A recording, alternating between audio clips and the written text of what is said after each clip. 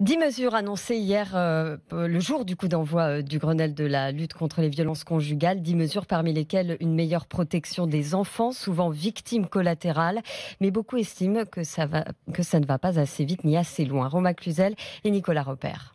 Françoise n'a que 13 ans quand sa mère est tuée sous ses yeux par son père. Une source de traumatisme, surtout que ma sœur et moi-même étions juste à côté de notre maman. On a dû faire un choc aussi émotionnel. Sauf qu'à l'époque, on nous a dit que c'était passé, qu'il fallait plus en parler. En cas de féminicide, le gouvernement veut notamment suspendre l'autorité du père sur l'enfant. Très insuffisant, regrette désabusée Françoise. Il faut aller beaucoup plus loin que ça. C'est pas en cas de féminicide qu'il faut retirer le lien parental. C'est en cas de violence faite aux femmes qu'il faut retirer le lien parental. Il ne faut pas attendre que la femme soit morte pour protéger les enfants. C'est pour cette raison que le gouvernement veut aussi permettre aux juges d'éloigner les enfants de leur père dès que la mère porte plainte pour violence.